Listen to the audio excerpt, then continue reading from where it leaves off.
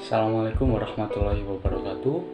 Nama saya Muhammad Ardimas Syah Putra dari kelas 11 IPA 6, nomor absen 22, SMA Kemala Bayangkari 1 Surabaya. Jadi di sini saya akan melakukan praktikum biologi, difusi, dan osmosis. Jadi untuk percobaan pertama yang akan saya lakukan adalah difusi. Jadi difusi itu sendiri adalah proses perpindahan molekul dari larutan berkonsentrasi tinggi menuju larutan berkonsentrasi yang lebih rendah tanpa melalui selaput membran. Nah, jadi alat dan bahan yang digunakan untuk praktikum difusi ini adalah pertama air dingin, air biasa, dan air panas. Lalu teh celup, 3 buah teh celup. Nah, jadi sekarang kita tinggal menyelupkan teh celup ini ke dalam 3 jenis air yang berbeda ini secara bersamaan. Sekarang kita tunggu dalam beberapa menit. Nah, sekarang setelah kurang lebih 2 menit, kita dapat lihat bahwa teh yang ada di dalam air panas sudah mulai berubah warna menjadi coklat gelap.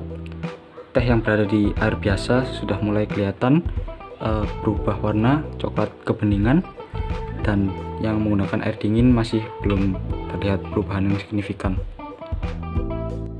Nah, jadi ini perubahan yang terlihat setelah 6 menit.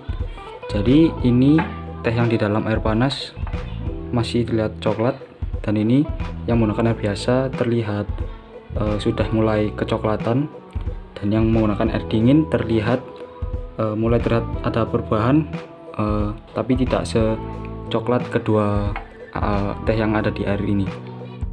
Dan ini adalah perubahan yang terjadi setelah 10 menit. Bisa kita lihat yang menggunakan air panas coklat gelap, yang menggunakan air biasa sudah mulai berubah ke arah coklat kegelapan, dan yang menggunakan air dingin masih coklat bening. Jadi kesimpulannya yaitu semakin tinggi suhu maka proses difusinya semakin cepat. Sebaliknya, semakin rendah suhu maka kecepatan proses difusi semakin lama. Nah, untuk percobaan kedua yang akan saya lakukan adalah osmosis.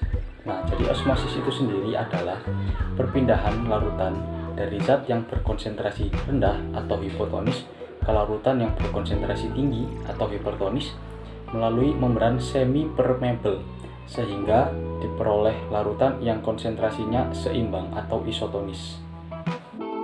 Nah, jadi alat dan bahan yang digunakan untuk percobaan osmosis adalah 2 gelas air biasa, garam, dan sendok untuk mengaduk karena kita akan membuat larutan garam.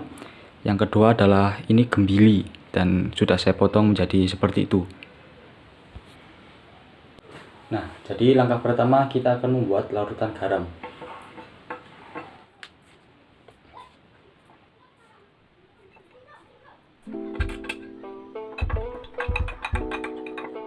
Nah, setelah sudah, sekarang kita masukkan gembili yang sudah saya potong ini ke dalam masing-masing gelas.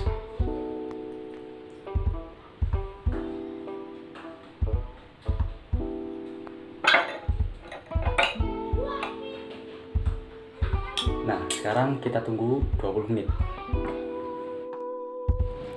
Nah, sekarang sudah 20 menit.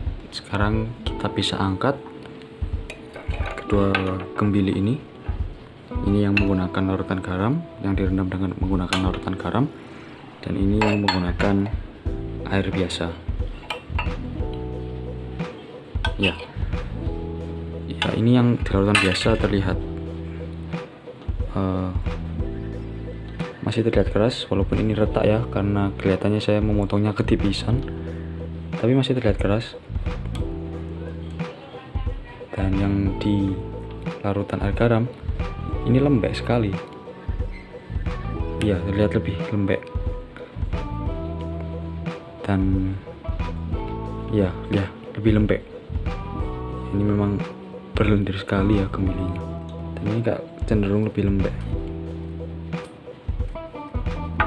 Itu sih yang saya rasakan perbedaannya. Ya. Jadi kesimpulannya, kembili yang zat selnya adalah hipotonis dimasukkan ke dalam larutan garam yang berkonsentrasi tinggi atau hipertonis, sehingga air di dalam sel akan terus-menerus keluar dan menyebabkan kembili menjadi lembek dan lebih berair. Ya, mungkin praktek yang bisa saya lakukan hanya segini saja. Jika ada salah-salah kata, saya mohon maaf yang sebesar-besarnya. Dan juga jika masih banyak kekurangan dalam praktek yang saya lakukan kali ini, saya mohon maaf yang sebesar-besarnya. Mungkin sekian dari saya. Wassalamualaikum warahmatullahi wabarakatuh.